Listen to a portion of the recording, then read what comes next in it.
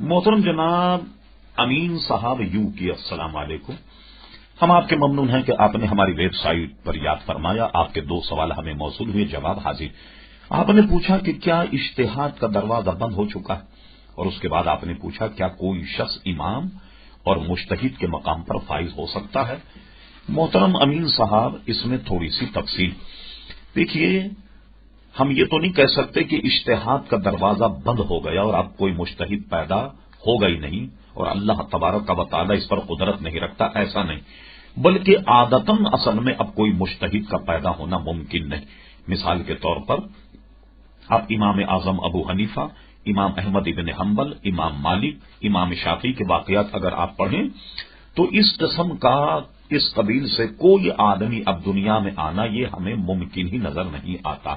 اس کی وجہ کہ جب ہم یہ کہیں گے کہ مجتہد، تو مجتہد کی تعریف یہ ہوگی کہ کوئی مسئلہ اگر اس کے سامنے بیان کیا جائے، اس مسئلے کے متعلق جتنی قرآن میں آیتوں سے یاد، جتنی حدیثیں اس کو یاد، اور حدیثوں کی قسمیں یاد ہوں کہ اس میں کون سی حدیث کی کون سی قسم ہے، راویوں کا کیا حال ہے، ان میں کون ثقہ ہے، کون اعتبار والا ہے، کون غیر اعتبار والا ہے.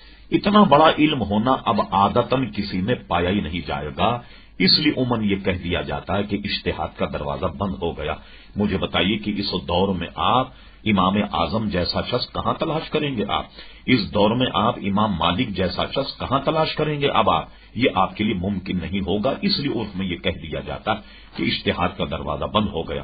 لیکن اجتہاد یعنی فی المسائل، یعنی جو نئے مسائل پیدا ہو رہے ہیں اس میں رائے قائم کرنا، یہ اجتہاد کا دروازہ کھلا ہوا ہے. مثال کے طور پر نئی نئی چیزیں اگر پیدا ہو جائیں تو اس کے احکامات مرتب کرنا. یوں سمجھ لیجیے آپ جیسے جہاز اڑ رہا ہے، اس میں نماز کے احکامات کیا ہوں گے؟ ظاہر ہے کہ یہ ایک نیا مسئلہ ہوگا. اسی طریقے سے لوگ کسی زمانے میں آلے اور بندوق وغیرہ سے قتل کیے جاتے. آج کل ٹرانسپورٹ کا رواج ہو گیا کہ کوئی آدمی اگر کسی آدمی کو اپنے کار کے نیچے کچل کر مار دے تو اس میں کیا رائے ہوگی. تو مسائل پر اجتہاد کرنے کا دروازہ یہ قیامت تک کھلا ہوا ہے. البتہ اس زمانے کے جیسے امام اور مجتہد کا عادتاً اس زمانے میں پیدا ہونا یہ ممکن نہیں ہے. اس لیے اجتہاد کا دروازہ بند ہو گیا کہا جاتا ہے.